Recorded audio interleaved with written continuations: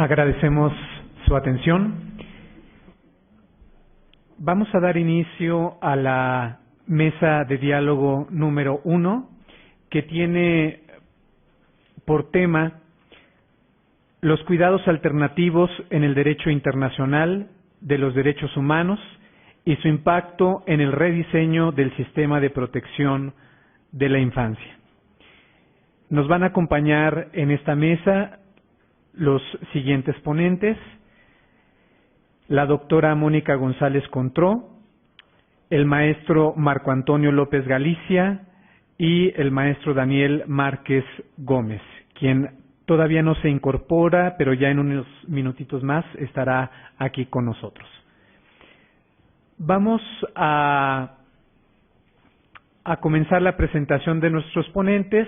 Señalamos que cada uno dispondrá de 15 minutos para su presentación y después daremos paso a una ronda de preguntas y de diálogo abierto con el público. Entonces también estarán pasando, al igual como hicimos en el momento anterior, estarán pasando unos papelitos para que puedan escribir sus preguntas y nos las hagan llegar para cada uno de los ponentes.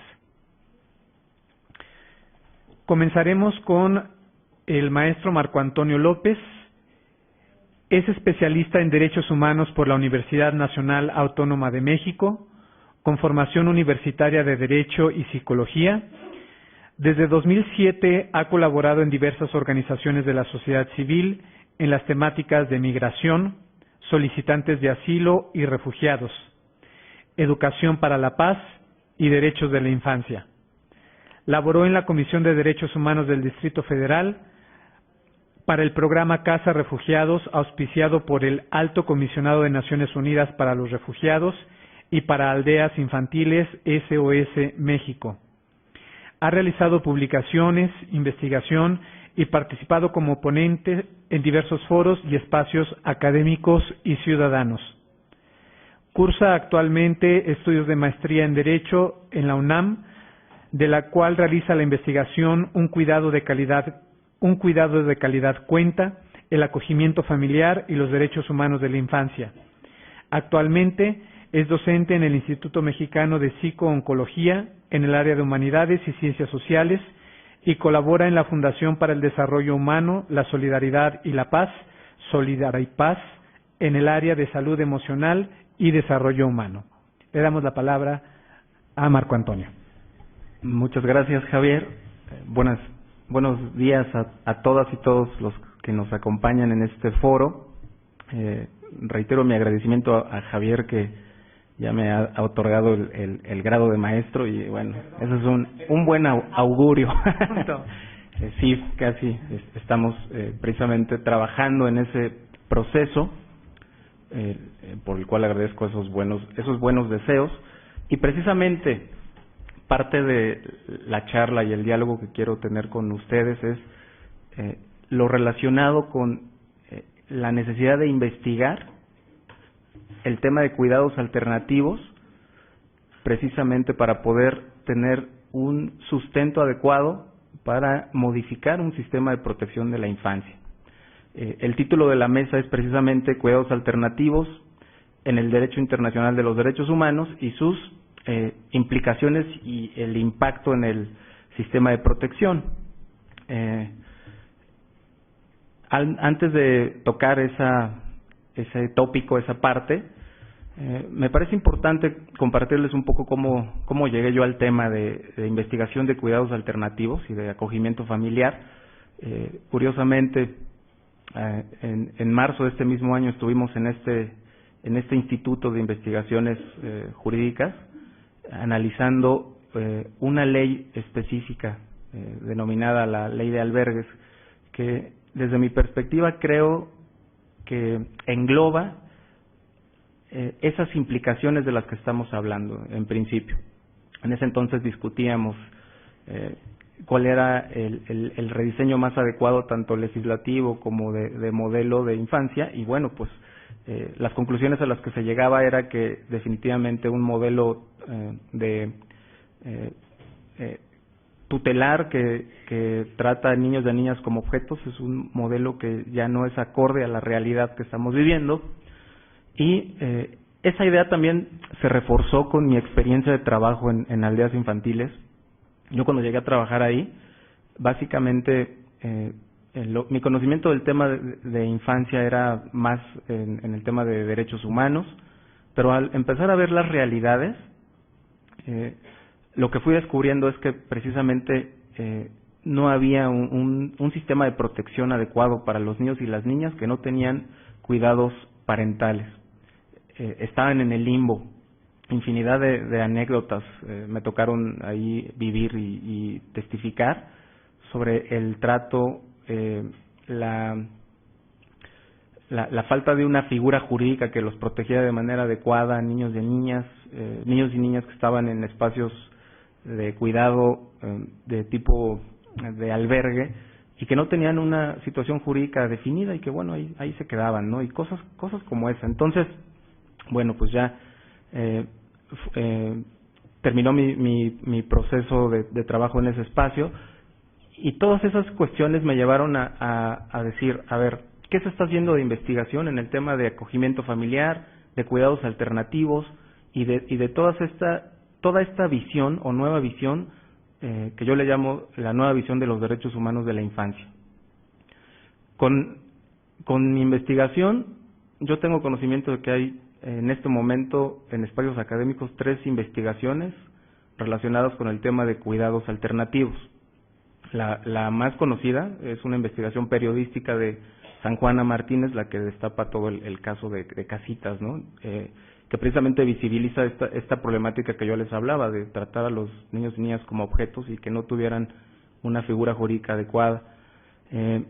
Otra investigación que se está haciendo en la UAM, que tiene que ver con el tema de cuidadoras, y pues esta que tiene que ver con el acogimiento familiar y los derechos humanos de la infancia.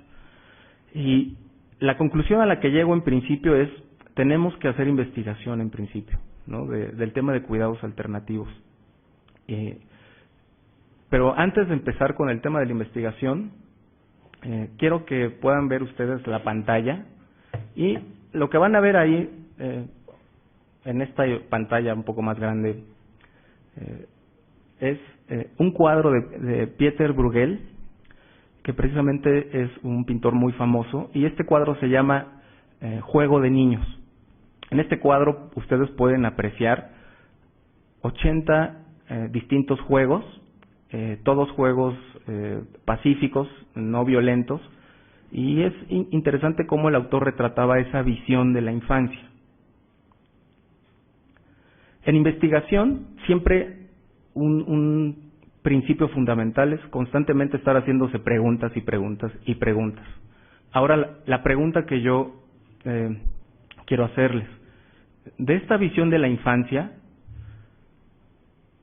¿cómo llegamos a esta otra visión de la infancia?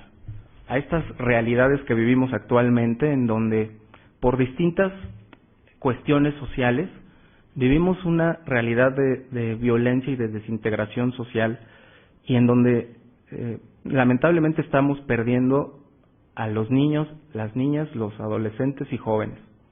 Y precisamente, bueno, la imagen que vemos ahí es digamos que el ejemplo paradigmático que los medios de comunicación han visibilizado de una manera pues bastante notoria, ¿no? ¿Ustedes creen que sea posible volver a tener esta visión de la infancia? ¿Podríamos considerar una visión de la infancia en donde los niños y las niñas pueden exclusivamente ejercer su derecho al juego, a jugar de manera sana? ¿Es posible? Esas serían precisamente algunas de las preguntas que nos estaríamos haciendo en este momento. Citando a Franz Lippens, diríamos, en el tema de la infancia, si no garantizamos el mínimo derecho a jugar, tenemos una promesa incumplida. Pero antes de contestar esta pregunta de cuál es el impacto de los cuidados alternativos y el derecho internacional de los derechos humanos en los sistemas de protección, tenemos que respondernos a una pregunta previa. En este espacio de reflexión vamos a estar respondiéndonos mutuamente varias preguntas. Yo les voy a estar haciendo algunas y bueno, espero que ustedes tengan inquietudes de estas preguntas. ¿Cuál es la visión de la infancia con la que estamos construyendo nuestras políticas públicas? ¿Con qué enfoque estamos trabajando en este momento? Esa sería en principio la primera pregunta que deberíamos de clarificar antes de considerar modificar un sistema de protección de la infancia. Estamos trabajando con un enfoque institucional que cosifica a los niños y a las niñas todavía, o con esta nueva visión de los derechos humanos que se suscitó de la reforma de junio de 2011, podríamos considerar que en este momento tenemos una visión distinta de los niños y las niñas. Si yo les hiciera esa pregunta, ¿qué podrían contestar? Precisamente, antes de pasar a revisar cuál puede ser el impacto de los cuidados alternativos, tendríamos que respondernos como sociedad esa primera pregunta. ¿Cómo estamos construyendo nuestras políticas públicas? Y para eso, yo quiero hacer alusión a la academia, obviamente, una teoría que señala un psicólogo social muy famoso y muy respetado, Moscovici, que nos hablaba de las representaciones sociales, ¿no? Y palabras más, palabras menos, las representaciones sociales son esas ideas, esas cogniciones que circulan en un contexto social determinado, que nos hacen construir nuestras realidades, ¿no? Y que estas realidades las construimos con factores sociales, políticos, culturales, económicos. Precisamente la pregunta sería entonces, ¿cuál sería nuestra representación social de la infancia en este momento? Se podría decir que hemos migrado de una visión tutelar en donde los niños y las niñas son vistos como objetos a esta nueva visión en donde los niños y las niñas son vistos y tratados como sujetos de derechos. Pues esa pregunta precisamente tiene que tener una respuesta si queremos tener un impacto del derecho internacional de los derechos humanos en un sistema de protección. Nuestras representaciones sociales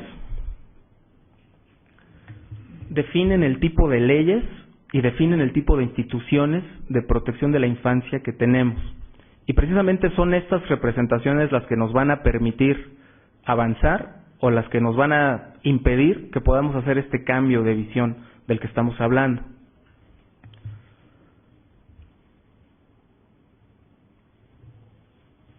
En ese aspecto, el título de la mesa, que es el tema de los cuidados alternativos en el derecho internacional de los derechos humanos,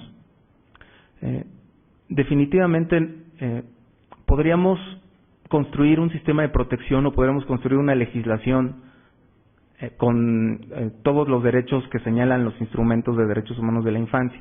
Pero si no hacemos primero este ejercicio social, difícilmente vamos a tener un cambio en estas instituciones y difícilmente una legislación tendría elementos para instrumentarse, porque precisamente la ley solamente son conceptos y palabras que están ahí. Los seres humanos son los que tenemos que darle contenido y tenemos que instrumentarla. Pero bueno, aquí tenemos lo que sería el sistema de los instrumentos de derechos humanos de la infancia, del Sistema Internacional de Derechos Humanos más relevantes, que creo que debemos de considerar cuando hablamos de incluir a los cuidados alternativos en un sistema de protección de la infancia. En principio tenemos a la Convención de los Derechos del Niño, ¿no? El principal instrumento internacional de derechos humanos que precisamente regula este grupo social.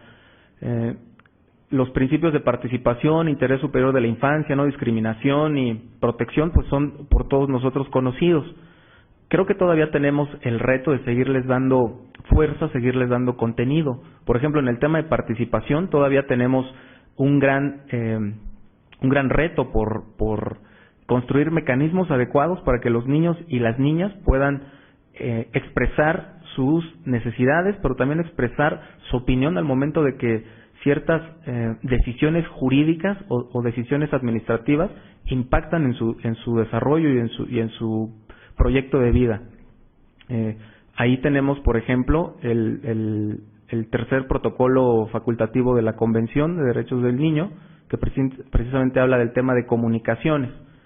Tenemos ahí una tarea pendiente como Estado mexicano, pues falta todo este proceso de ratificación. Lo que de cierta manera pues daría daría voz a los niños y las niñas para que tuvieran un instrumento en donde pudieran comunicar precisamente vulneraciones a sus derechos. Las opiniones consultivas del Comité de Derechos del Niño, evidentemente no podemos dejar estos estándares a un lado. La opinión número 7, que es la que me viene a la memoria en este momento, que habla del tema de la primera infancia, y la opinión número 5, que habla de estos estándares generales de aplicación de la Convención, entre otras, que son las que deberíamos de considerar para construir la política pública, ¿no? Evidentemente, y son las que deberíamos de considerar para fortalecer un sistema de protección de la infancia. Y evidentemente el documento internacional de derechos humanos más relevante en el tema de cuidados alternativos, pues es las directrices de Naciones Unidas sobre las modalidades alternativas de cuidado de los niños, que precisamente es una resolución no vinculante que se expidió el 24 de febrero de 2010 por la Asamblea de Naciones Unidas, y en donde específicamente pues nos explica cómo implementar el tema de cuidados alternativos, y básicamente lo va direccionando a los tipos y modalidades de cuidado que existen. El acogimiento familiar, entre otros tipos de acogimientos, se explican en ese documento internacional, pero más importante aún, clarifica cuáles serían estos principios directrices o principios reguladores y lineamientos del tema de cuidados alternativos, como es el principio de integridad familiar, es decir, que se privilegie el crecimiento en familia de niños y niñas que han perdido el cuidado parental. El principio de cuidados con afecto está por demás estudiado en la academia, el impacto que tiene que un niño o una niña precisamente crezca sin vínculos afectivos. Ya desde los años 60 hay un estudioso que se apellidaba Bowlby, ya estaba revisando el impacto que tenían la pérdida de los padres de los niños y niñas sobrevivientes de la Segunda Guerra Mundial. Y todavía hasta el día de hoy, en mi opinión, siento que es un tema que ha quedado pendiente, pero el tema de vínculos afectivos es súper relevante.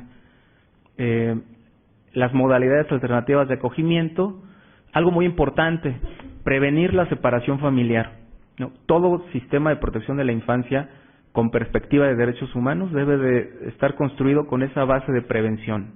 Eso es lo que nos explican las directrices, desde luego, y la promoción de la reintegración familiar. Un niño o una niña que ha perdido el cuidado de su papá, de su mamá, tiene derecho a poder vincularse, a reintegrarse con su familia ampliada, con abuelos, tíos, y en caso de que no tuviera esa opción, pues con una opción más adecuada, según los propios estándares que señala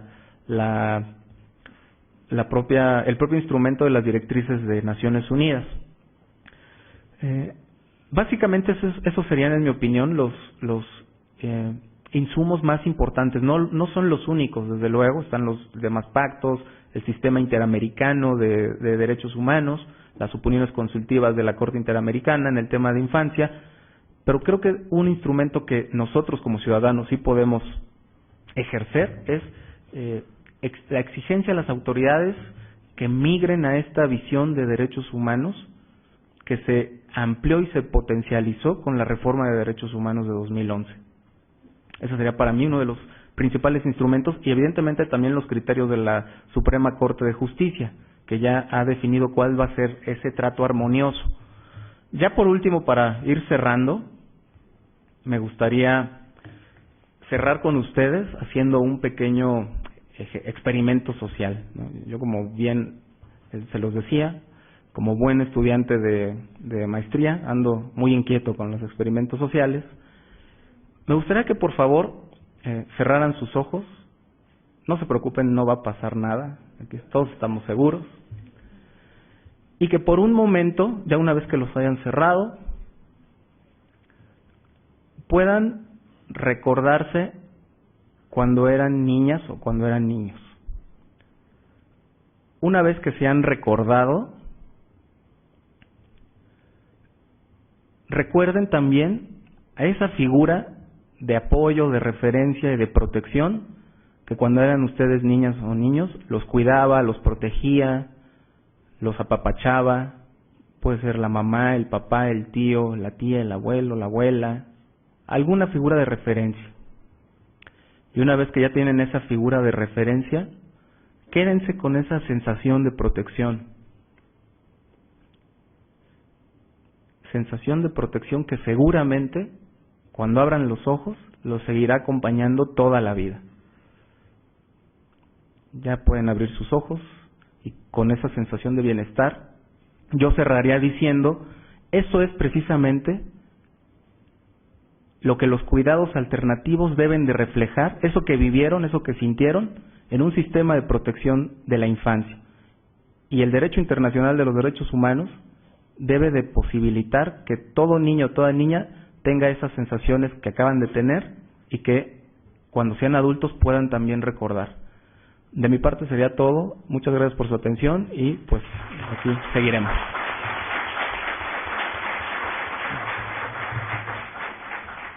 Muchas gracias a Marco Antonio por su participación. Presentamos ahora a Mónica González Contró.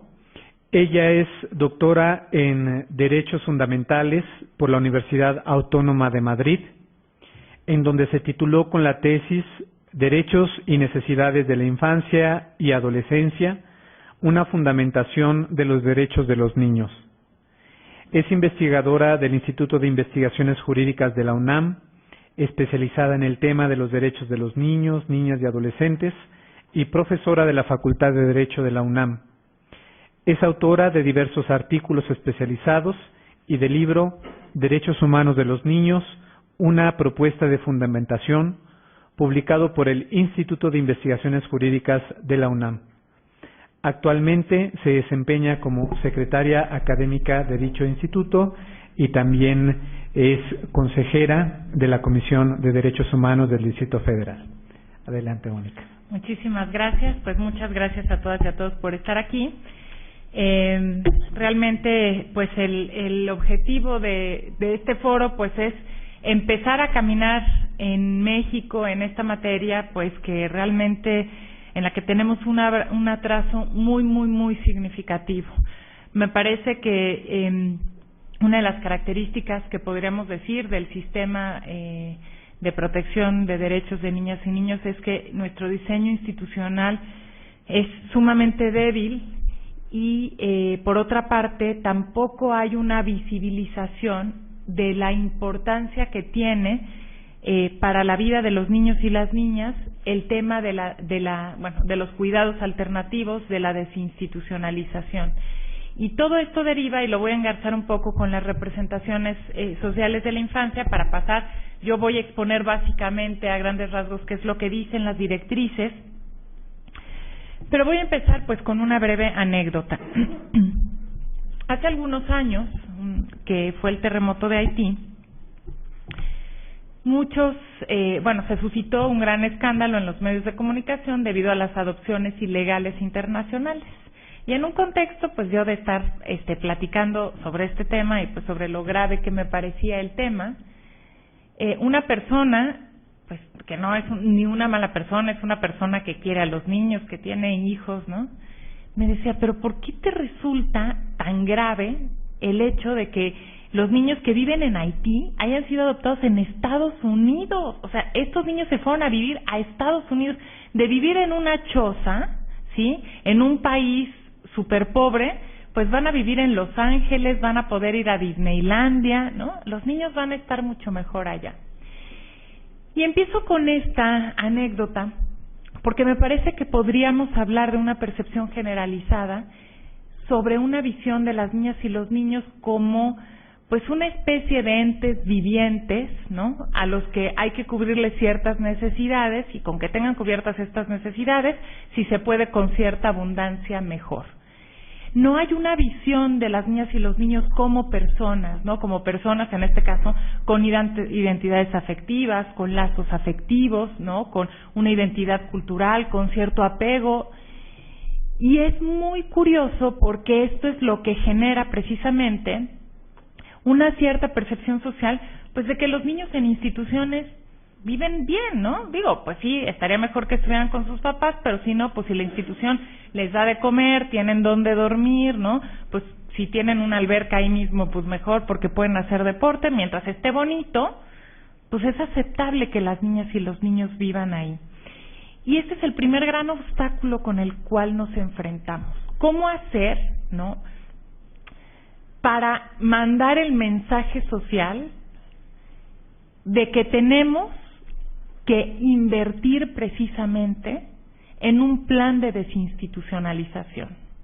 No los millones de euros que tienen en Cataluña, ya los quisiéramos, pero por lo menos generar esa conciencia de que el lugar para que una niña o un niño viva no es una institución, por muy buenas instalaciones que tengan, por muy buena comida que les sirvan, sino que el derecho de la niña o del niño es a vivir en un entorno familiar y a vivir en una familia.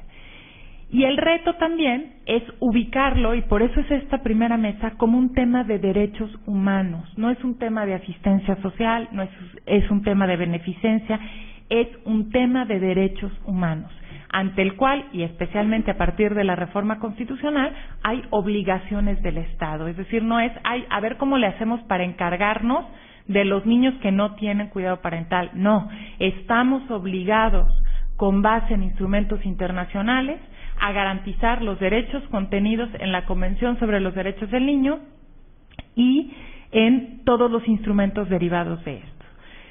Entonces, por eso es importante ubicar a la Convención sobre los Derechos del Niño en el centro, es decir, porque esta convención reconoce el derecho del niño a tener una familia en muchos de sus artículos, ¿no? Que desde el preámbulo, ¿no?, hasta el artículo 3, el 5, el 7, el 8, el 9, el 10, el 11, el 18, el 19, el 20 y el 21 por lo menos, que señalan, por ejemplo, garantías de reunificación familiar, del niño que no se ha separado de sus padres, que pueda tener acceso a ambos padres, que tenga una identidad cultural, etcétera.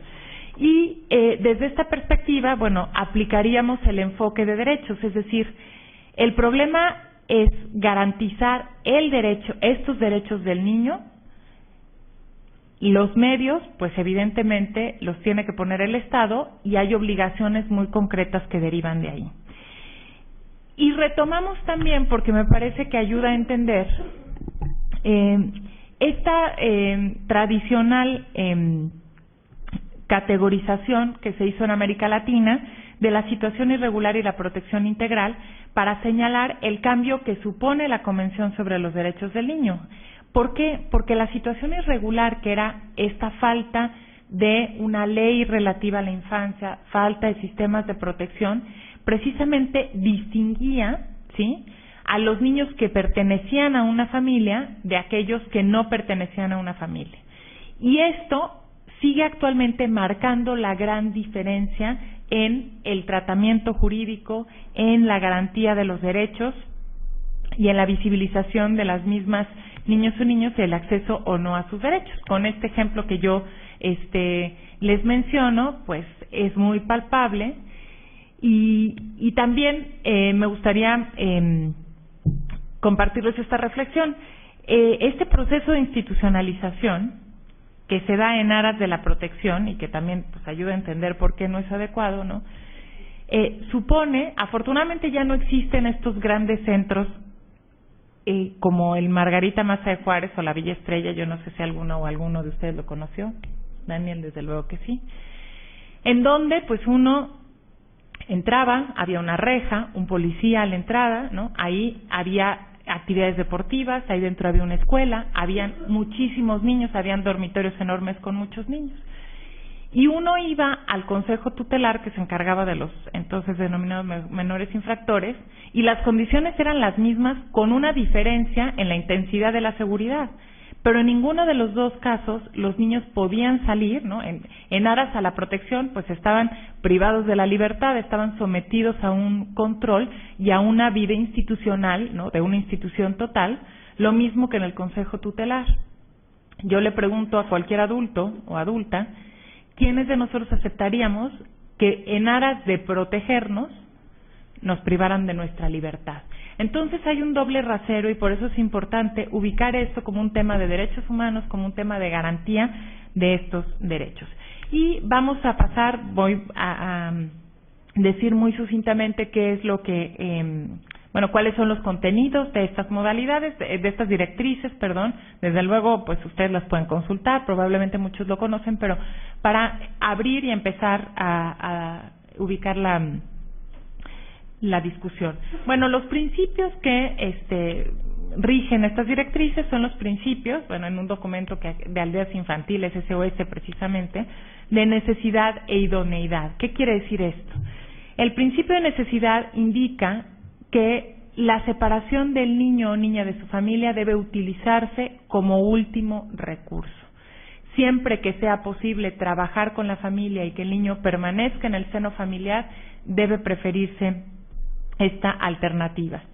Y el principio de idoneidad orienta hacia que el entorno y la duración del acogimiento alternativo debe ser apropiado para cada caso, ya sea acogimiento familiar, acogimiento residencial, y además que busque siempre la estabilidad y la permanencia, es decir, buscar evitar, sí, una de las directrices es esto que fue la experiencia de muchos niños o que ha sido de pasar de un centro a otro, de una casa hogar con una familia, de regreso, es decir, poder mediante las políticas públicas garantizar que haya la mayor permanencia.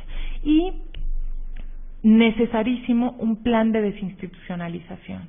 Y esto lo dicen las directrices y es algo que en México ni siquiera tenemos en la mira, desafortunadamente. No tenemos un plan de desinstitucionalización, que tendría que ser, precisamente también como veíamos en la primera conferencia, ver que vayan reduciéndose en primer lugar pues las instituciones, los tamaños, las condiciones, preferentemente que los niños estén en acogimiento, pero además, que los centros, digamos, o los lugares de acogimiento residencial también se transformen hacia lugares que sean mucho más parecidos, ¿sí?, al funcionamiento de una familia. Sí, esto pues no se dijo en la primera conferencia, pero los acogimientos residenciales que tienen allá no son de 300 niños, ¿sí? Hay muchos, por ejemplo, pisos en donde viven, o como el modelo de aldeas, son acogimientos donde viven 6 o 7 niños, ¿no? Como podría ocurrir en una familia normal, numerosa, pero digamos que se dan interacciones de forma mucho más normal. Bueno, los antecedentes de este documento, se dan de un día de debate general en 2005 del Comité de los Derechos del Niño, que precisamente aborda el tema y comienza a trabajar y a discutir en las directrices que finalmente, pues como la mayoría de los procesos de Naciones Unidas, tomó varios años y son reconocidas en noviembre de 2009, precisamente en un día como hoy que se conmemoraba el aniversario de la Convención.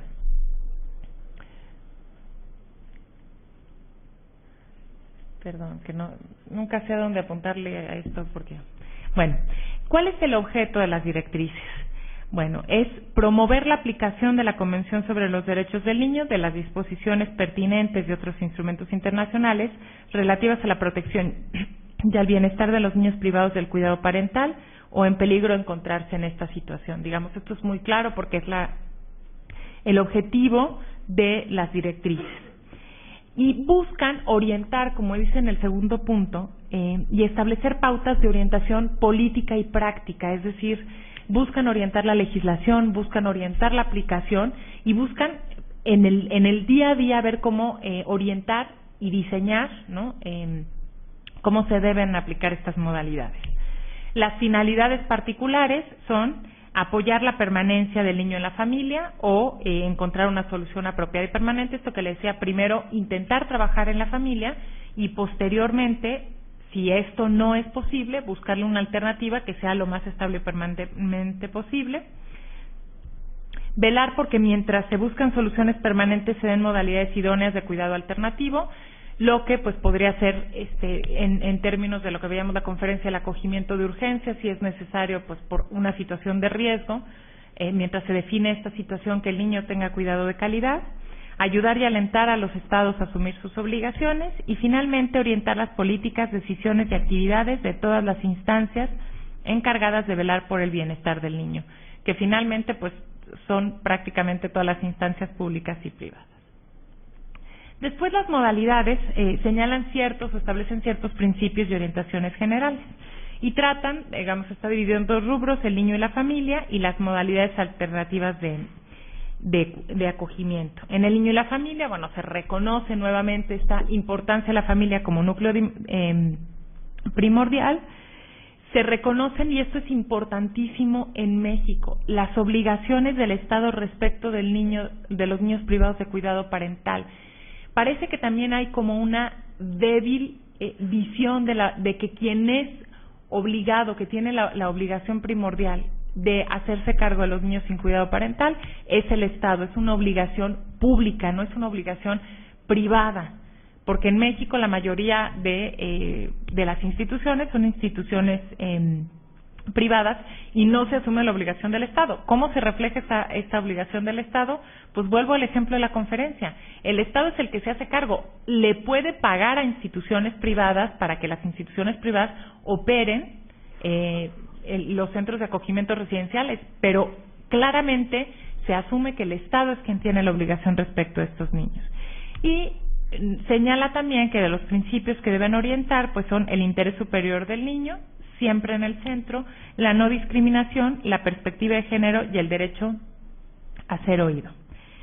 En lo que se refiere a las modalidades alternativas de acogimiento, bueno, se establece que debe de garantizarse el contacto con la familia y la posible reintegración, la permanencia y estabilidad que ya hemos dicho, la separación como último recurso, la garantía de todos los derechos, el acogimiento residencial únicamente en atención al interés superior del niño. ¿Qué quiere decir esto? Que si hay alguna circunstancia particular que no aconseje que la niña o el niño vaya a una familia, se utilice el acogimiento residencial. Esto les pongo un caso muy concreto como para entenderlo. Hay veces en México quizá no tenemos esta situación, pero en otros lugares donde hay pues un multiculturalismo, por ejemplo, un niño musulmano o una niña musulmana, por ejemplo, podría estar mejor en un centro de acogimiento residencial si la cultura es mayoritariamente cristiana, por ejemplo, y entonces sería difícil integrarse a una familia con una religión distinta o con una identidad cultural distinta. La estrategia de desinstitucionalización, de la cual ya hablamos, y medidas para promover la aplicación. Y ya, pues no sé qué hice aquí. Esto de manejar yo esto nunca me funciona, una disculpa. Bueno, ¿cuáles son los ámbitos de aplicación de las directrices?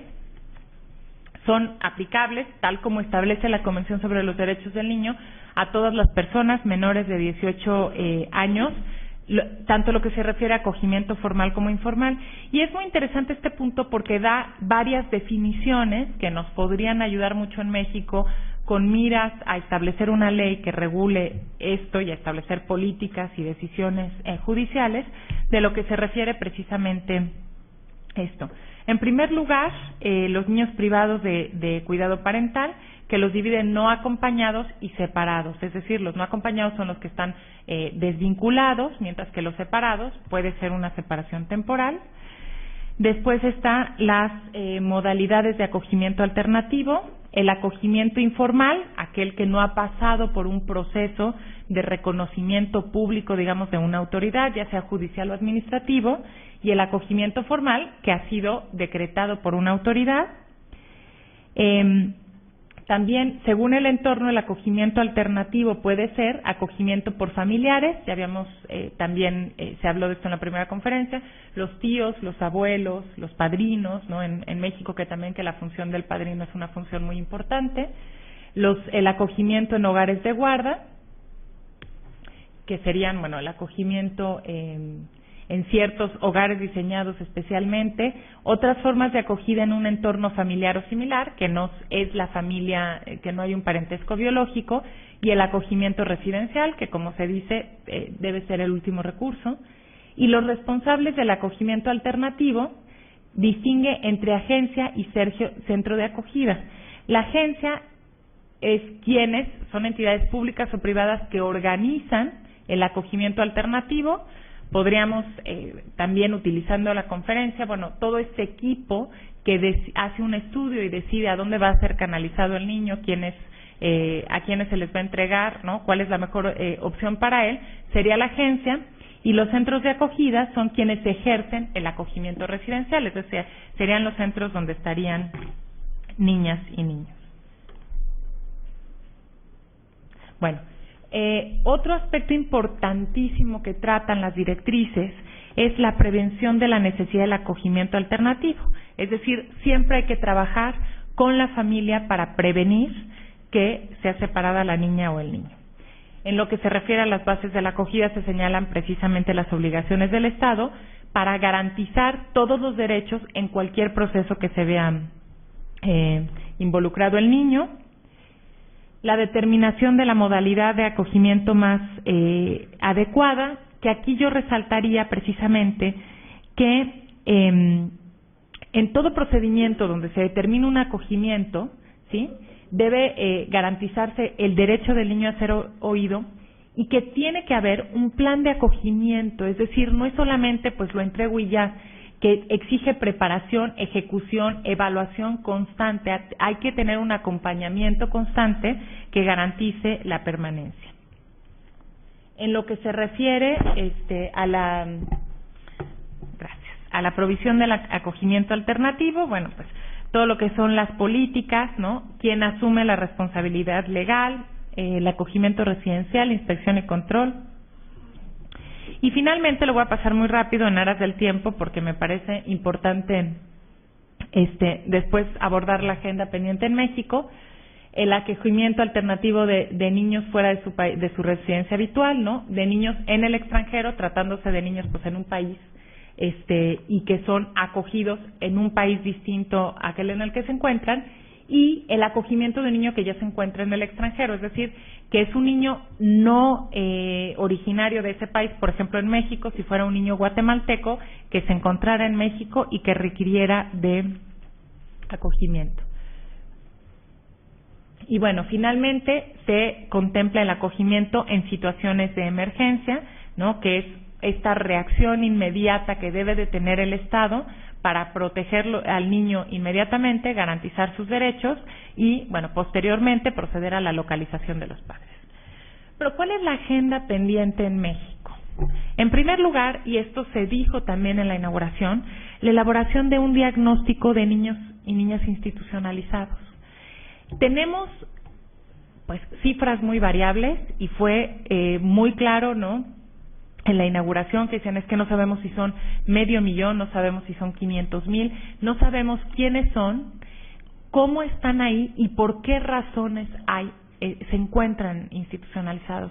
Tenemos desde niños que están en sujetos o que están en trámite su patria potestad, pero también tenemos muchísimas instituciones en donde, por ejemplo, mujeres que trabajan en casas tienen que ir a dejar a sus hijos porque no los pueden tener con ellas, y todas estas instituciones, ¿no?, que en su mayoría son privadas, ¿sí?, tienen que estar reguladas y controladas por el Estado. Es decir, tenemos que garantizar que todas estas instituciones funcionen bien y que los niños que están institucionalizados precisamente por condición de desamparo puedan ser desinstitucionalizados y dados en acogimiento familiar, lo que implicaría un plan de desinstitucionalización.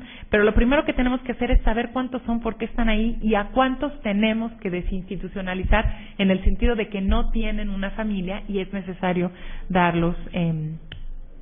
La aplicación del enfoque de derechos es esto que les decía, que es muy difícil porque, bueno, muchos de los que estamos aquí estamos ya sensibilizados con el tema, ¿no? Los jueces también en buena medida, pero socialmente tenemos una tarea importante por hacer, porque no forma parte de la agenda pública. Me encantó lo que decía Joan Mayoral, esta frase que puse, ¿no? Que es de alto riesgo y bajo impacto, o no sé qué dijo. Pues exactamente estamos lo mismo en México. El presupuesto para infancia siempre hay que pelearlo porque es algo que no luce como podemos, o que políticamente no reditúa tan fácil. La legislación y la aplicación de la cadena de tutela vinculada con el diseño institucional, y con eso quiero terminar. Se los voy a poner con un ejemplo muy sencillo. Cuando nosotros tenemos algún caso que seguramente les habrá pasado, pues alguien nos dice, oye, pues es que yo he visto que mi vecina golpea muchísimo a su hijo, le grita, ¿no? Lo maltrata psicológicamente. ¿Qué hago? Tiene moretones, ¿no? Quienes trabajan como Monse en centros con niños, pues nos encontramos con niños así. Y desafortunadamente, a veces la respuesta es mejor que no hagas nada. ¿Por qué? Porque, bueno, lo que deberíamos decirles, ve al Ministerio Público, o en este caso al DIF, a denunciar. Pero ¿qué pasa? Puede ser que el Ministerio Público en el Ministerio Público ni siquiera consideren que eso es un delito, y no, pues, el ejercicio de un derecho a la patria potestad. Si logramos que haya cierto interés y los padres son citados por el Ministerio Público, el problema es qué hacer con ese niño. Si no tiene una red familiar, ¿no? Que se le pone en mucho mayor riesgo, porque se puede ir a alguna casa hogar, ¿no? Donde, pues, desde luego tenemos este problema en la institucionalización, pero también tenemos problemas, pues, como Casitas del Sur, abuso sexual, maltrato, ¿no? Y no hay lo que nosotros hemos llamado la cadena de tutela, es decir, lo que tendríamos que hacer es el diseño institucional para que inmediatamente haya una capacidad de reacción y el Estado se haga cargo de ese niño y lo asuma del principio hasta el final, hasta que el niño esté en acogimiento familiar, en adopción, en lo que ustedes quieran, pero siempre tutelado, es decir, siempre garantizados sus derechos. Y eso es lo que no tenemos en México. Eso es lo que nos hace falta, y precisamente para eso es para lo que requerimos un diseño institucional que garantice los derechos de niñas, niños y adolescentes. Muchas gracias.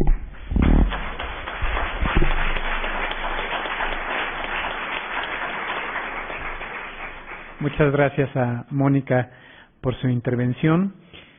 Vamos ahora a presentar a Daniel Márquez Gómez, que es licenciado, maestro y doctor en Derecho, licenciado en Filosofía, en todos los casos por la Universidad Nacional Autónoma de México. Entre su experiencia laboral se cuenta el litigio, servidor público en la Delegación Cuauhtémoc del entonces Departamento del Distrito Federal, en la Secretaría de Contraloría y Desarrollo Administrativo, Contralor Interno en la Dirección General de Prevención y Readaptación Social, Director de Asesoría Jurídica y Estudios Normativos de la Contaduría Mayor de Hacienda de la Asamblea Legislativa del Distrito Federal, Asesor del Director General de Legalidad y Responsabilidades de la Contraloría General del Distrito Federal, Asesor de la Contadora Mayor de Hacienda del Presidente de la Contaduría Mayor de Hacienda de la Asamblea Legislativa del Distrito Federal. Ha impartido clases en diversas universidades, entre las que destacan la Universidad Nacional Autónoma de México, la Universidad Iberoamericana y la Universidad Latina. Es miembro de la Asociación Iberoamericana de Derecho Administrativo, Capítulo México, y del Instituto Nacional de Administración Pública. Es autor de los libros Los procedimientos administrativos, materialmente jurisdiccionales como medios de control en la administración pública, editado por este instituto en 2002, y el libro Función Jurídica de Control de la Administración Pública, Control Interno y Externo, también editado por este Instituto de Investigación. Además de diversos artículos especializados. Actualmente se desempeña como investigador titular A de tiempo completo en el Instituto de Investigaciones Jurídicas de la UNAM y como coordinador de su unidad de planeación y relaciones institucionales. Bienvenido, Daniel. Adelante.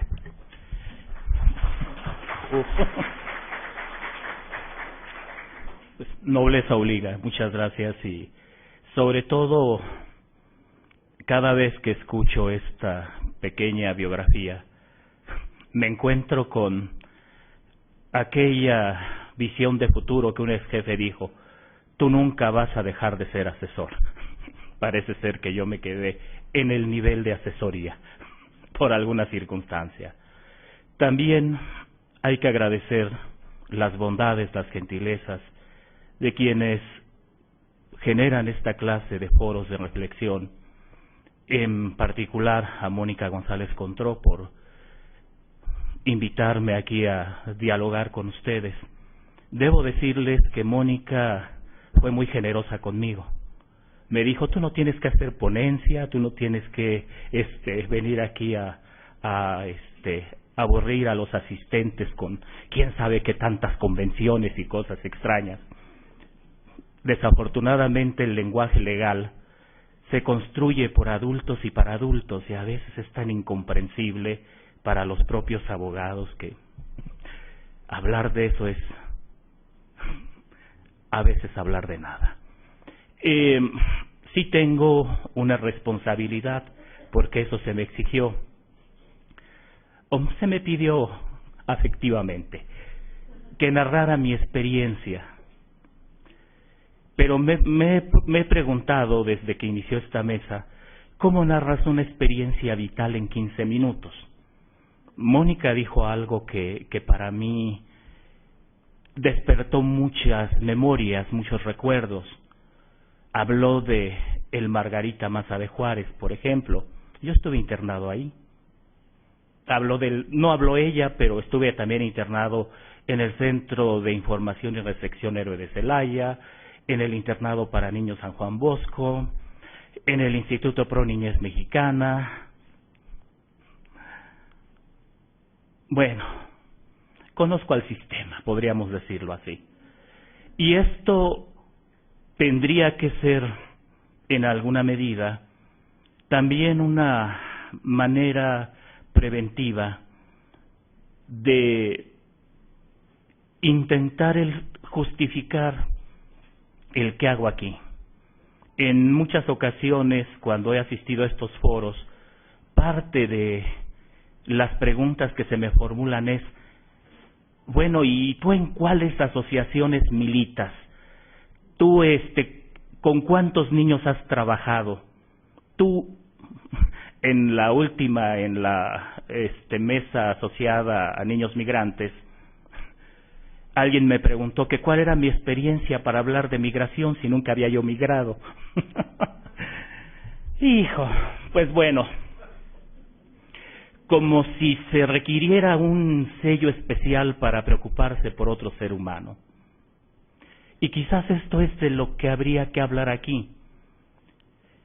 Yo veo estas directrices sobre las modalidades alternativas de cuidado de los niños y me preocupa porque nos muestran el absurdo que a veces se destaca en los discursos de corte normativo. El documento habla de desinstitucionalización. Sin embargo, en el apartado 2, Principios y Orientaciones Generales del Niño y la Familia, nos dice: al ser la familia el núcleo fundamental de la sociedad y el medio natural para el crecimiento, el bienestar y la protección de los niños, los esfuerzos deberían ir encaminados ante todo a lograr que el niño permanezca o vuelva a estar bajo la guarda de sus padres o, cuando proceda, de otros familiares cercanos. El Estado debería velar porque las familias tengan acceso a formas de apoyo en su función cuidadora. Y yo digo, ¿cómo desinstitucionalizamos si en cualquier clase elemental de sociología se nos dice que la familia es la célula básica, la institución social por excelencia? Y bueno, desde ahí empieza ya mi problema con las, iba a decir mugrosas directrices. Bueno, ya lo dije, ¿para qué me hago tonto? Es ahí donde empiezan los problemas, el lenguaje de adultos y para adultos. Aquí se les pidió hacer un experimento social. Los veía a ustedes, me encantaba ver su beatitud. Yo creo que muchos de ustedes tienen una niñez maravillosa. Pero, ¿y si hubiéramos hecho el experimento contrario? Si les hubiésemos preguntado cuál ha sido el momento que ustedes pueden considerar negativamente más trascendente de su vida, en dónde lo vivieron, en dónde lo padecieron. Tengo la certeza de que una gran mayoría de ustedes también lo vivió en la familia. La familia es algo maravilloso. La ilusión a veces del niño de la calle es la familia. Sin embargo, la familia también es el espacio en donde se generan los peores monstruos que una sociedad puede crear. La familia es un espacio tan cerrado, la familia es un espacio en donde se protege tanto cierta intimidad, que los casos de abuso que se dan en la familia no trascienden. Y siempre me hago una pregunta. Mónica aquí hablaba del moretón, hablaba de el golpe y hablaba de esta decisión tan ruda que a veces se debe tomar sobre el qué hacemos. ¿Se lo quitamos al niño que sufre violencia a la familia o lo dejamos ahí a sabiendas que el episodio de violencia se va a reiterar, se va a repetir? Pero yo me quisiera quedar en una dimensión más psicológica, más profunda. Me quisiera quedar en la dimensión de cuánta violencia se requiere para que un niño, cualquiera que sea, pierda el piso de la estabilidad afectiva y termine siendo un individuo con un resentimiento profundamente social. ¿Cuántos gritos? ¿Cuál es el umbral del dolor? ¿Cuántos golpes? ¿Cuántos pellizcos? ¿Cuántas indiferencias? Porque creo que el problema básico está en esa dimensión. El problema básico se encuentra en cuánto es tolerable, o dicho en palabras de un filósofo, Friedrich Nietzsche, cuánta verdad es capaz de tolerar nuestros corazones. Sigo leyendo estas directrices y me encanta, dice, las decisiones relativas a los niños en acogimiento alternativo, incluidos aquellos en acogimiento informal, deberían tener en cuenta la importancia de garantizar a los niños un hogar estable y de satisfacer su necesidad básica de un vínculo continuo y seguro con sus acogedores, siendo generalmente la permanencia un objetivo esencial. El niño debe ser tratado en todo momento con dignidad y respeto y debe gozar de una protección efectiva contra el abuso, el descuido y toda forma de explotación, ya sea por parte de sus acogedores, de otros niños o de terceros, cualquiera que sea el entorno en que haya sido acogido. Y este niño con resentimiento, ¿hacia dónde va a volcar su violencia? ¿Hacia dónde va a volcar lo que siente? Este niño con resentimiento se va a volver un adulto. Ese adulto va a abusar también.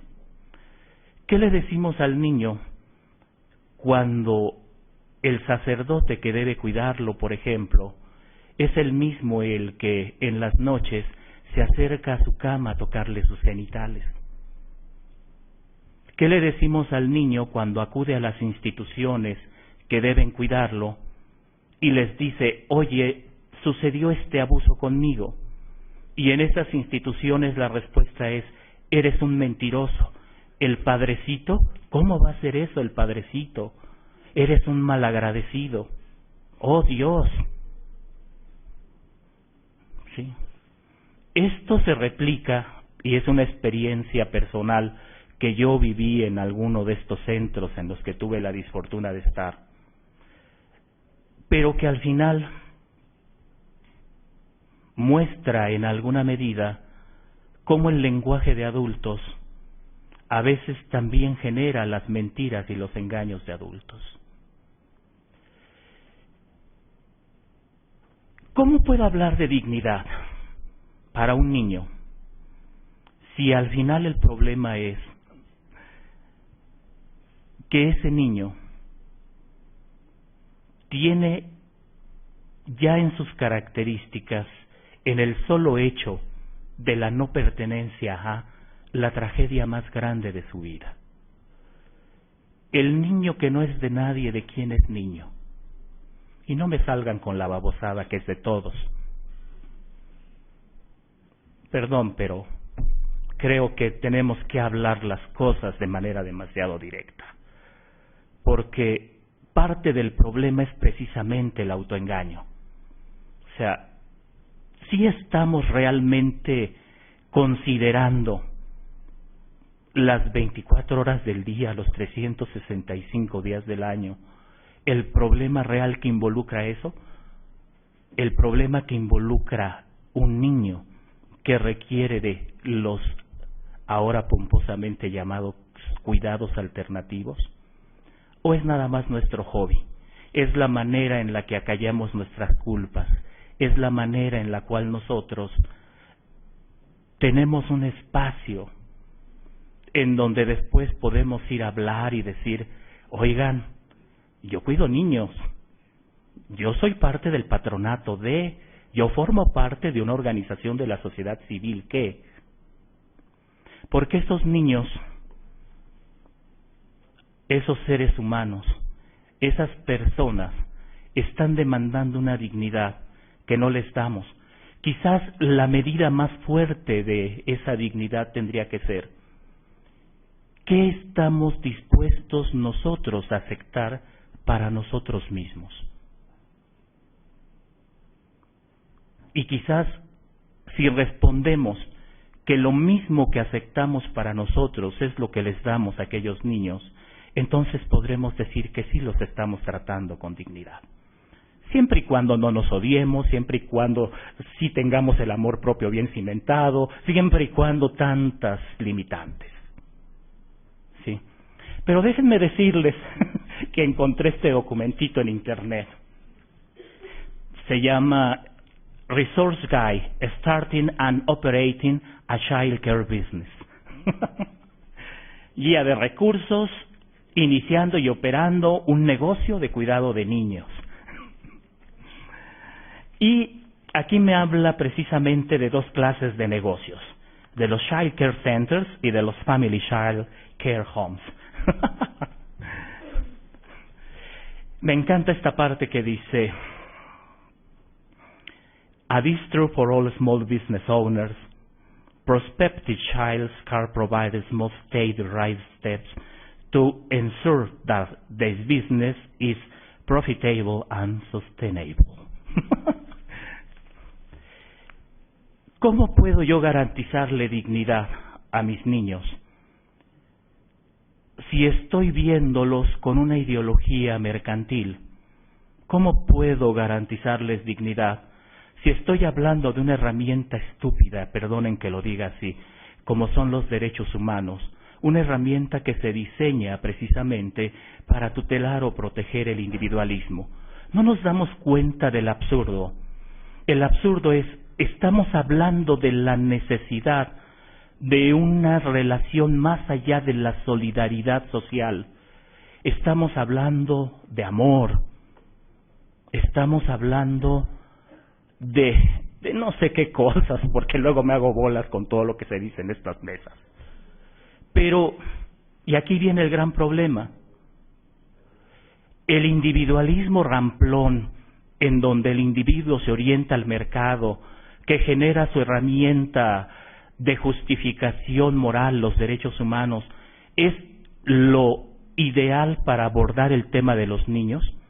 Y yo ahí me quedaría, voy a cerrar porque me dieron 15 minutos y ya estoy en el límite.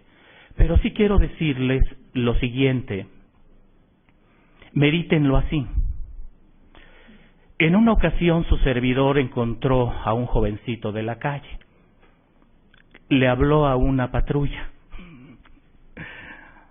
Llegaron los policías como si estuvieran asaltando el Banco Nacional, prendiendo sus luces, sirena abierta, bajaron con sus rifles, y cuando se enteraron que era llevarse a un niño que estaba en situación de calle, por poco me asesinan, pero bueno, se lo llevaron. Yo salía de trabajar en ese tiempo a las 10 de la noche. Cuando salí a las 10 de la noche me volví a encontrar ese niño. Y ese niño me dice, oye, ¿qué pasó? ¿A dónde te llevaron? No, nada más me dieron la vuelta a la manzana y me dejaron ahí.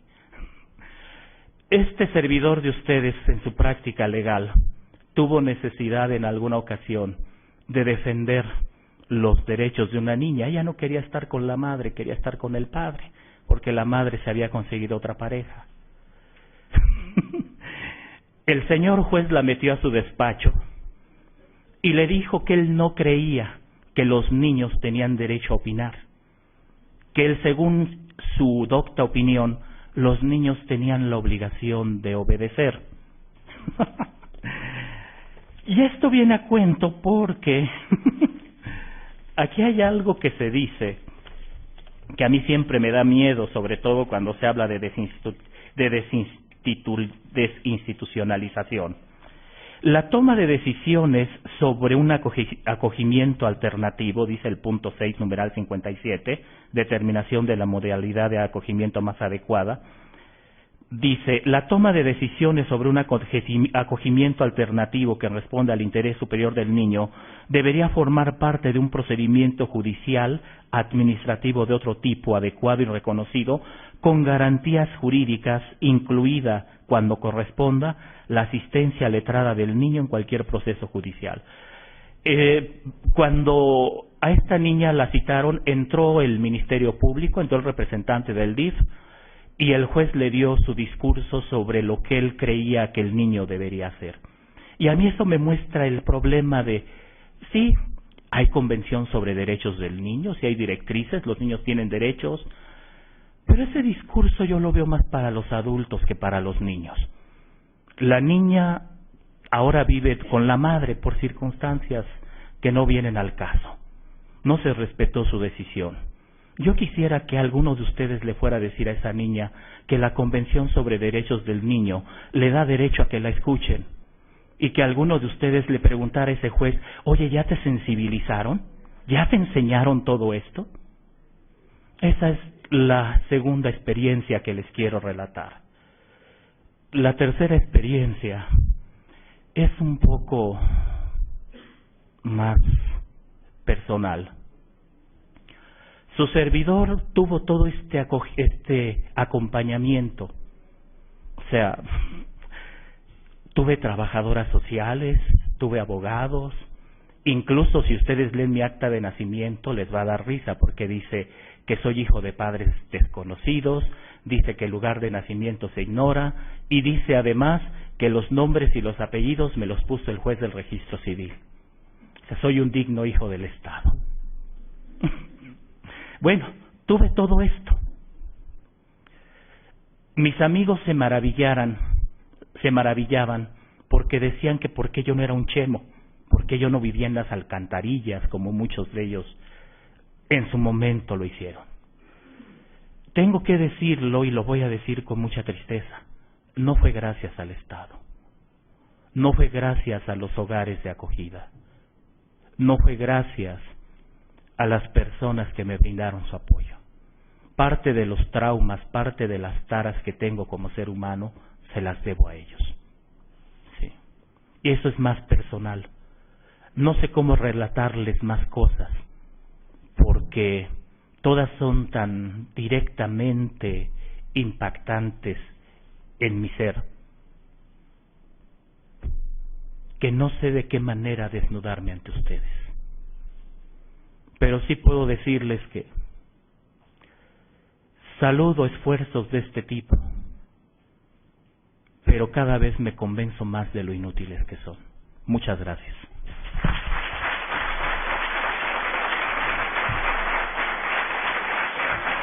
Preguntas para ti.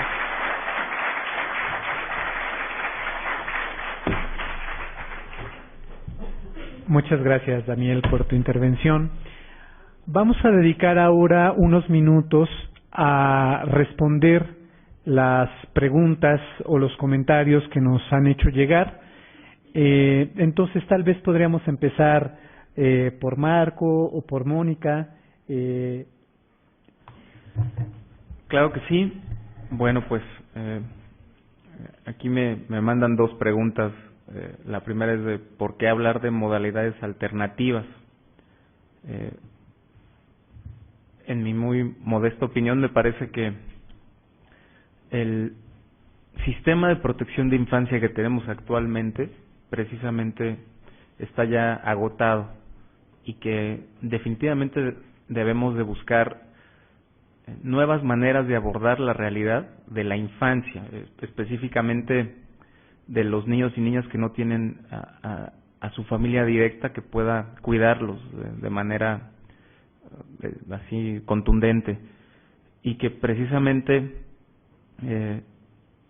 la visión de los derechos humanos, no nada más como discurso, yo consideraría que también como principios orientadores de vida, nos permiten tener pues una ruta a donde caminar, no nada más considerarlos ahí como letra muerta, ¿no? Precisamente a eso yo me refería al final del diálogo que tenía con ustedes. Corresponde a la gente que esos instrumentos, que esos derechos no sean letra muerta, sino que realmente sean una serie de principios que nos permitan llegar a otros puntos distintos, ¿no? Todas las teorías de la justicia que hablan de esto, de los principios, precisamente señalan que esa es la ruta final de una justicia más evidente para todas las personas. Entonces, para mí ese sería el punto. ¿Y a qué modelo familiar se refieren? Pues brevemente yo señalaría nada más que las directrices de Naciones Unidas como instrumento clarificador del tema de cuidados alternativos especifica el derecho a que niños y niñas crezcan en un entorno familiar, y entonces en ese aspecto también considera que hay varias posibilidades de familia, ¿no? Está una familia ampliada, extensiva, conformada por padre y madre, y que básicamente no se referiría a una en específica, sino a que se generen esas condiciones para que los niños y las niñas que no tienen esa posibilidad directa de crecer con sus padres biológicos puedan hacerlo en un entorno similar, ¿no? Sería esa mi respuesta, y bueno, gracias. Muchas gracias. Mónica, ¿quieres Sí, responder la pregunta? muchas gracias por las preguntas. Me preguntan, ¿qué pasa con un niño que se encuentra en el extranjero y se ha separado de sus padres porque uno de ellos es migrante y este es deportado? Bueno, depende en qué país se encuentre. La Convención sobre los Derechos del Niño contempla obligaciones del Estado respecto a la reunificación familiar. Entonces puede ser que el niño también, bueno, si las condiciones así lo autorizan, bueno, ser reunificado con los padres, o en todo caso tendría que buscarse una solución. Hay casos frecuentes en este caso de niños nacidos en Estados Unidos, por ejemplo, hijos de migrantes que no tienen una situación regular y que los padres fueron deportados, pero los niños permanecieron allá por haber nacido y por tener la nacionalidad, ¿no? Entonces, aplicando los tratados internacionales en materia de derechos humanos, debería promoverse la reunificación familiar. Me preguntan también que si se debe desinstitucionalizar, también se deben eliminar los usos y costumbres que perjudican los derechos humanos en las comunidades indígenas. Absolutamente. Por supuesto que sí, y en materia de derechos del niño, pues tenemos desde la venta de niñas, ¿no?, hasta prácticas, siempre desde luego, bueno, pues con una visión dialogante, es decir, no con esta imposición, sino entendiendo pues cuáles son las finalidades de ciertas prácticas, bueno, para tratar pues de dialogar y de modificar conductas, pero ciertamente hay conductas que son absolutamente incompatibles con los derechos humanos. Me preguntan también, bueno, que cómo garantizar la autonomía de las prácticas de guarda de familia, de acogimiento calificadas y respaldadas económicamente, porque mencionan aquí que las políticas, bueno, pues desde luego están determinadas seccionalmente. Y con ello voy a aprovechar para contestar varias preguntas referentes a lo que es el diseño institucional. Precisamente lo que necesitamos es una política de Estado que genere una institución que garantice los derechos de niñas y niños y que no esté sujetas a los cambios de administración. Por eso es que desde la visión de los derechos humanos tenemos que poner en el centro a la niña o al niño y al centro a un derecho que hay que garantizar, ¿no? Así, si nosotros viéramos esto como, por ejemplo, el derecho a la salud, que independientemente de que haya distintas administraciones, los hospitales tienen que seguir funcionando, ¿no? Aun con lo defectuoso de nuestro sistema de salud, la visión de los niños y las niñas tiene que ser exactamente lo mismo. Estamos hablando de garantía de derechos. Lo mismo me mencionan, pues que tenemos más de una década de una ley de protección. El problema de esta ley de protección es precisamente que no fue acompañada de un adecuado diseño institucional que permitiera operar la ley. Ahora estamos en posibilidad de crear esto debido a que se reformó el artículo 73 constitucional y el Congreso tiene facultad para hacer una ley general que impere en todo el país, ¿sí? que esté dirigida a todo el país, porque parte del problema de los derechos de niñas y niños es que como la materia familiar es una materia local y los derechos de niñas y niños se entienden como parte del derecho familiar, pues por eso es que tenemos muy distintas tipos o muy distintas legislaciones, y esta ley federal, pues aunque en los contenidos sustantivos reproducía prácticamente la convención, pues no pudo ser operativa. Me preguntan si cuando el niño es acogido por una institución donde puede sufrir de violencia, los padres pueden recuperar la patria potestad. Si fue separado de los padres y bueno, aquí no me quiero meter en camisa de 11 varas, aquí los jueces que estarán en las siguientes mesas les podrán decir, desde mi óptica, bueno, una vez que, sobre todo si hay causas y si ya se perdió la patria potestad, pues no se puede recuperar. El Ministerio Público, cuando considera violencia hacia el menor por el papá o mamá es retirado de ese lugar, se le solicita un familiar alterno para que sea entregado. Esto lo considera como reacción inmediata en la cadena de tutela o no, porque sí, esto sería la reacción inmediata, pero la cadena de tutela es, después de esto, ¿qué va a pasar con ese niño? O sea, encontramos una solución provisional, lo entregamos. Lo que necesitaríamos hacer es garantizar que ese niño pueda tener permanencia y estabilidad respecto de la solución que se le dé. No es simplemente, bueno, ya resolví el problema y después a ver qué hace el abuelo o la abuela con él o con ella, ¿no? Se necesita que el Estado realmente acompañe y hasta que el niño esté en un entorno seguro esté acompañando y asumiendo su obligación. ¿Qué se espera para crear una agencia o instituto únicamente para el niño que no dependa del DIF, únicamente y específicamente para niñas y niños? Pues es la misma pregunta que nos hacemos muchos de los que estamos aquí. Eso es por lo que propugnamos, especialmente si pudiera ser autónomo, precisamente para no estar sujeto a estos cambios seccionales. Y me pregunta a qué se refiere con desinstitucionalización y por diseño institucional. Pues la desinstitucionalización es precisamente este plan, aún con lo vago que tiene razón Daniel, pues institución es un concepto mucho más amplio.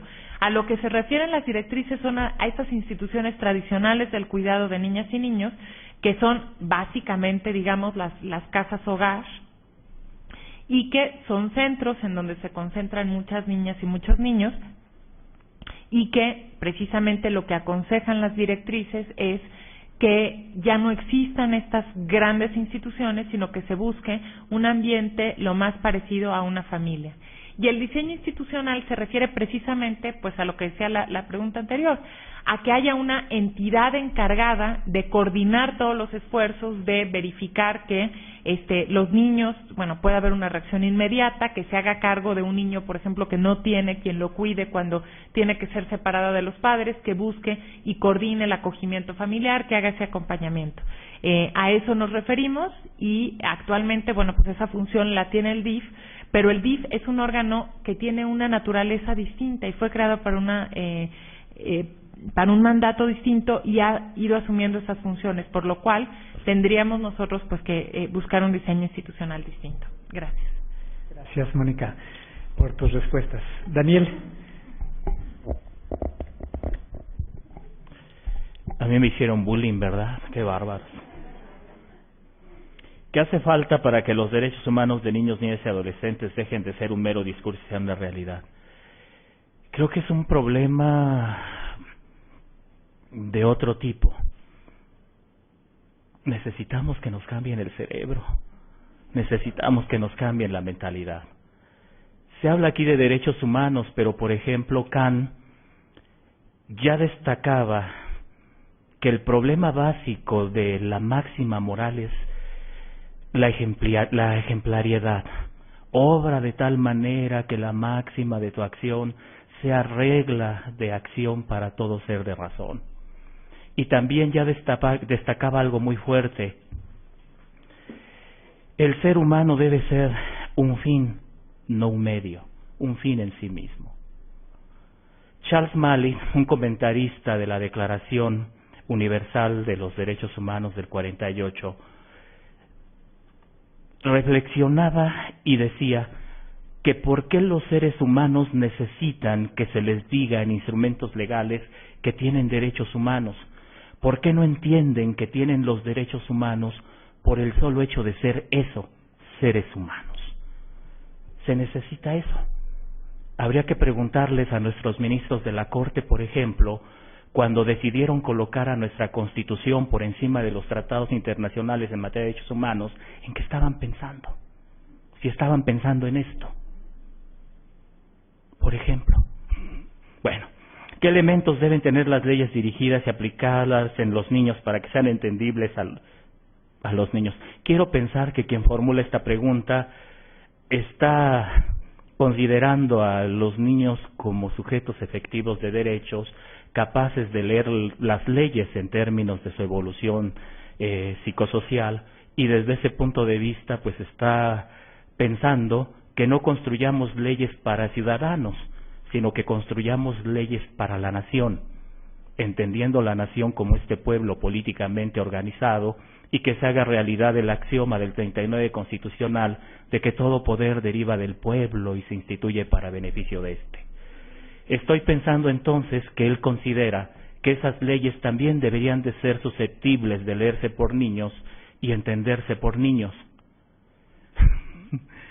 Bueno, pues creo que lo que se necesita es precisamente eso, redactar leyes con cualesquiera de los lenguajes que los niños puedan entender, dibujos, palabras simples, sencillas, llanas, o quizás no ni siquiera redactar esas leyes, imprimir esas leyes en nuestros corazones, en nuestras vidas, y hacer que nuestro ejemplo sea la mejor expresión de esas leyes. La iniciativa de desinstitucionalización es práctica y por diversos intereses sería complicado. Es más factible para la iniciativa de ACE, espero que sea asociación civil. ¿Cómo se garantizaría en una aldea la parte afectiva o de protección? Eso no se enseña, eso es algo que se vive.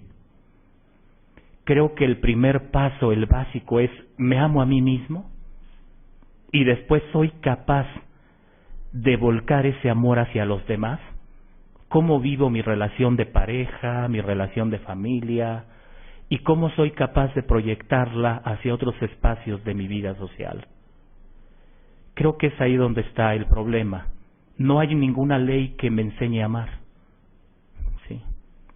Eso forma parte de mis empatías, forma parte de mis emociones, forma parte de mis procesos humanos. Ninguna ley me enseña humanidad. Con leyes o sin leyes la humanidad se ha destruido. Sí. Es más, las leyes a veces han servido para arropar la barbarie. Hablando de la directriz referida a prevenir la separación familiar en el DF, el Código Civil regula el llamado divorcio exprés. Esta política contraviene la citada directriz.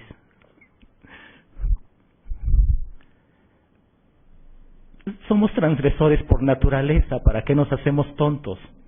Pues sí, desafortunadamente volvemos al discurso contradictorio. La familia es la célula básica de la sociedad. Pero facilitemos a la familia la posibilidad de su desintegración. ¿Por qué? Porque los jueces están viendo que se les atoran los divorcios, porque las partes no llegan a convenios, porque presentamos rezago. ¿Cómo lo resolvemos?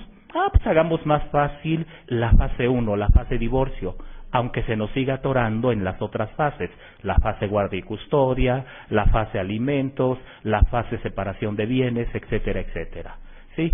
O sea, aquí en México las soluciones legales siempre tienen, no digo que no deban tenerla, me parece que es parte de su naturaleza, una intencionalidad política, pero a veces no tienen la intencionalidad de la sana política, sino tienen la intencionalidad de la estadística y del número, el quiero quedar bien con, y quién sabe con quién quedan bien, porque los problemas ahí siguen latentes. Entonces, pues sí, pero ¿y qué? Al final, al final el problema no es si la contraviene o no. Aquí estamos hablando de otra clase de actores, estamos hablando de niños en una situación en la cual la ley ya no es importante. Lo importante es la calidez, el trato humano que cada uno de nosotros sea capaz de dispensarle a esos niños. ¿Qué acciones ha hecho para prevenir o para que no siga pasando estas flagelaciones, dice aquí, a los niños? Híjole, bueno, si van a cargar en mí toda la responsabilidad, pues yo acepto que no he hecho nada. A lo mejor quedarme aquí con ustedes un rato, dialogar, contar experiencias, pero pues por lo menos intento que algunas tonterías que se vienen haciendo en los diseños legales pues no se realicen. Por ejemplo, Mónica hablaba del órgano de protección. Ella ha sido muy modesta en lo que ha expuesto, pero tiene un historial de lucha social muy fuerte. Ella, por ejemplo, a Margarita Zavala le propuso que el órgano de protección de los derechos de niñas, niños y adolescentes fuera un órgano autónomo. Ella denunció las contradicciones de la Ley Federal de Protección de los Derechos de Niñas, Niños y Adolescentes. Ella se preocupó, junto con Mahathir, por generar esquemas más consistentes, más coherentes de atención a niños, atendiendo a sus derechos humanos. Y no digo que sea la única que ha trabajado, aquí hay muchas asociaciones de la sociedad civil que lo han hecho, pero pues he intentado que se haga eso. Lástima que Margarita Zavala no nos hizo caso en ese tiempo. Tenía la experiencia de diputada, pensó que eran recursos presupuestales, decía que sus superasesores todos aconsejaban descentralización. Nosotros no aconsejábamos descentralización, nosotros aconsejábamos autonomía constitucional y no nos pelaron. ¿Alguna vez ha reflexionado, acorde a su experiencia, en algo que se puede hacer por los niños en desprotección? Que es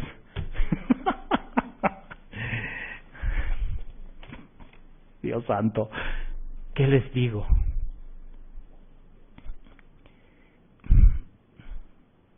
¿Qué les digo?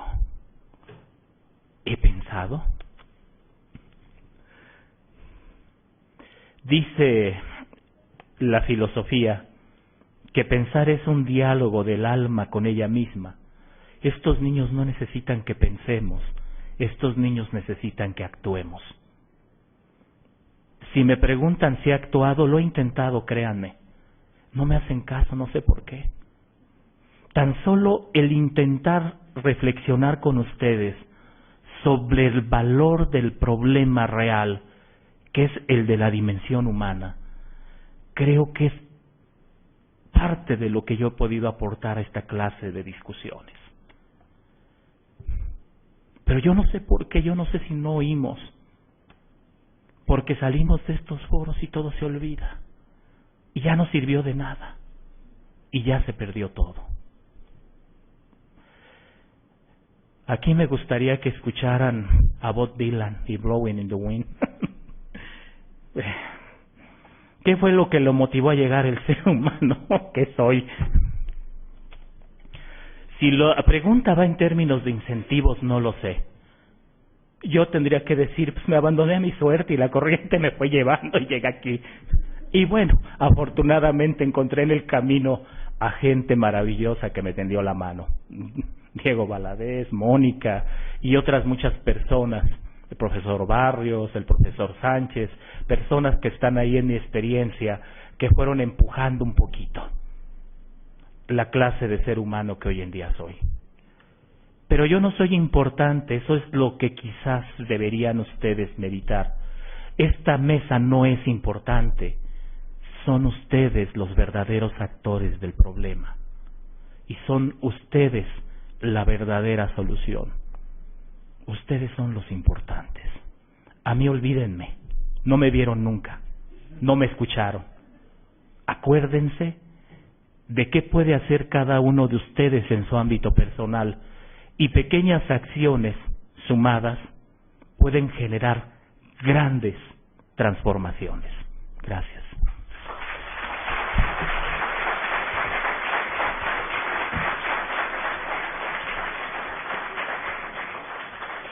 Se nos quedó una pregunta volando, pero creo que Mónica puede hacer el esfuerzo de responderla brevemente. Rápidamente. Y bueno, antes de que, porque quiero decir algo de lo que decía Daniel, venimos trabajando desde hace un tiempo, yo lo he jalado al lado oscuro de la fuerza, a la niñología, y bueno, hemos generado algunas propuestas, él con la parte, digamos, como mucho más técnica, porque es un experto en derecho administrativo. Hasta ahorita nuestros esfuerzos no han generado grandes resultados, pero bueno, así se generan también los cambios importantes, ¿no? Y me parece además que es pues una aportación no solamente desde lo técnico, sino también desde la experiencia personal, y yo en ese sentido pues siempre le reconozco a Daniel pues eso, ¿no? Entonces le doy muchísima lata porque a cada ratito le hablo para ver cómo resolver problemas jurídicos y de diseño institucional y administrativos, y bueno, siempre ha sido muy muy muy generoso. Esta pregunta que se dejó en el aire es del concepto del interés superior del niño. ¿A qué se refiere? Nos preguntan. Bueno, es un concepto, podremos organizar un foro completo sobre el interés superior del niño, pero les voy a decir en 3 palabras a qué se refiere. El principio del interés superior del niño es justamente un principio orientador de la aplicación de los derechos. ¿A qué se refiere? Bueno, se refiere a que el principio indica que los derechos deben de tener una protección y una garantía sistemática. Esto se traduce muy fácilmente en que no se puede violentar un derecho del niño alegando proteger otro. Por ejemplo, no se puede violentar el derecho a la integridad corporal alegando que lo estoy educando, ¿sí? Los derechos tienen que ser entendidos, ahora ya lo dice nuestra Constitución, de acuerdo con los principios de interdependencia, indivisibilidad, progresividad y universalidad. A esto básicamente el principio del interés superior del niño en cierta forma viene a suplir la capacidad de consentimiento. Cuando una persona tiene que decidir algo sobre un niño, que esto no excluye el que deba pedirle la opinión, ¿sí? Tiene que ponderar todos los elementos que entran en juego para tomar esa decisión. En la labor judicial es muy claro, ¿sí? En un caso, por ejemplo, de divorcio, bueno, se le puede pedir la opinión al niño acerca de con quién quiere vivir, se le puede, bueno, los padres tendrán cada uno sus preferencias, pues, o sea, sus demandas, pero lo que tiene que hacer el juzgador es, tomando en consideración todos los elementos, dónde va a estar mejor el niño afectivamente, en socialización, con en la integridad, educación, tomar en cuenta todos los elementos para decidir. ¿Sí? En el caso de una persona adulta, pues una persona adulta decide qué es lo que quiere, pero en el caso de niñas y niños, el interés superior del niño funciona como un principio que orienta precisamente las decisiones. Este año, el Comité de los Derechos del Niño emitió una observación general, ya no me acuerdo qué número es, pero es de este año, precisamente sobre qué se entiende por el interés superior del niño. Muchísimas gracias.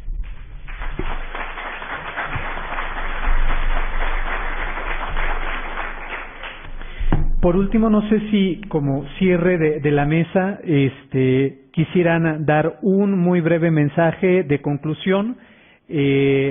Pregunto a cada uno de los ponentes. Marco, ¿algún mensaje más de cierre? ¿Algo que se haya quedado en el tintero? ¿No? ¿Daniel?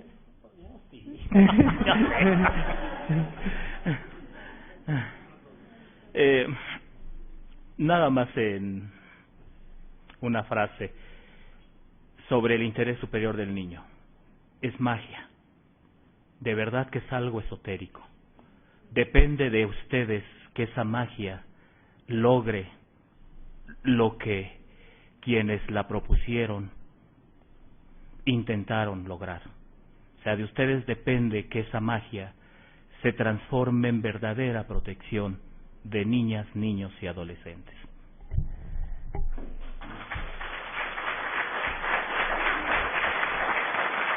Pues muchísimas gracias a Marco Antonio, a Mónica, a Daniel por sus aportes tan valiosos para reflexionar en el tema que hoy nos convoca. Y muchísimas gracias a todos ustedes por su atención. Vamos a dar